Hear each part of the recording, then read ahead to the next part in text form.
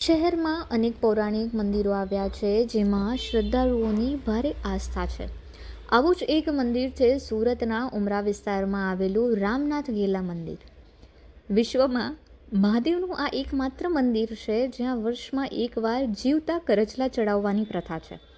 વર્ષ દરમિયાન કાનની રસી માટે ભક્તો બાધા લે છે અને માનતા પૂર્ણ થતાં પોષી એકાદશીના દિવસે શિવલિંગ ઉપર જીવતા કરચલા ચડાવે છે. આ મંદિરનો ઇતિહાસ ભવ્ય છે. ભગવાન શ્રી રામના બાણ થકી મહાદેવ પ્રગટ થયા હતા તેવી લોકવાયકા છે અને મંદિરનો ઉલ્લેખ તાપી પુરાણમાં પણ છે. મારું નામ છે મનોજગીરી પ્રતાપગીરી ગોસ્વામી. આ મંદિર છે તાપીના તટ પર આવેલું શ્રી રામનાથ ગેલા મહાદેવ. આ સ્વયં રામચંદ્ર ભગવાને તીર મારીને પ્રગટ કરેલું છે, એટલે આ સ્વયંભૂ મંદિર છે. અને આ ડુમ્મસ રોડ ઉમરા ગામ રામનાથ ગેલા મહાદેવ ઉમરા ગામની અંદર પ્રસિદ્ધ છે. ઉલ્લેખનીય છે કે તે સમયે અહીં માત્ર જંગલ હતું અને તાપી માતા વહેતા હતા. જોકે હવે આ સ્થળ ઉમરા તરીકે ઓળખાય છે. ભગવાન શ્રી રામ જ્યારે અહીં આવ્યા ત્યારે સમુદ્રના મોજાને કારણે અનેક જીવતા કરચલા આ શિવલિંગ પર આવીને પડ્યા હતા, જેથી સમુદ્રદેવે ભગવાન શ્રી રામને આ જીવોનો ઉદ્ધાર કરવા વિનંતી કરી હતી અને તે જોઈને ભગવાન ગેલા બન્યા હતા, જેથી આ મંદિરનું નામ રામનાથ ગેલા પડ્યું હોવાની પણ એક લોકવાયકા છે.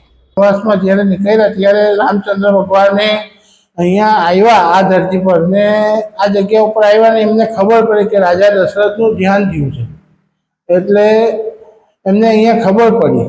એટલે રામચંદ્ર ભગવાને સ્વયં અહીંયા તર્પણ વિધિ કરી અને એમાં મહાદેવની ઉપસ્થિતિ જોઈ, એટલે ભગવાન રામચંદ્રએ અહીંયા તીર મારીને આ ભોળાનાથને પ્રગટ કર્યું શિવલિંગ, અને એની દશરથ રાજાની અહીંયા તર્પણ વિધિ કરેલી હતી.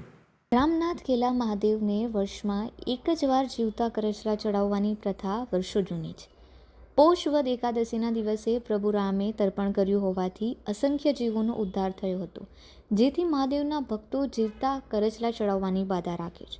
આ ઉપરાંત કાનમાં રસીથી પીડાતા લોકો પણ જીવતા કરચલાની બાધા રાખે છે અને દર્દ દૂર થતાં તેઓની માનતા પૂર્ણ કરે છે. અહીં મોટી સંખ્યામાં પિતૃતર્પણ વિધિ કરવા માટે પણ ભક્તો આવે છે. પ્રભુ શ્રી રામ જ્યારે અહીં આવ્યા ત્યારે તેમને તેમના પિતા દશરથ રાજાના અવસાનના સમાચાર મળ્યા હતા અને તેમણે પણ અહીં પિતૃતર્પણ વિધિ કરી હતી. આ તાપી પુરાણની અંદર ઉલ્લેખ છે. અહીંયા એક મહાત્મ એવું છે કે જે માણસ કરચલા ચડાવવા માનતા લેવામાં આવે છે, જેની કાનની રસી થતી હોય એના માટે વર્ષમાં આખો દિવસ માનતા તમે લઈ શકો છો, પણ માનતા છોડવાનો દિવસ એક જ છે, પોષ વદ એકાદશીના દિવસે.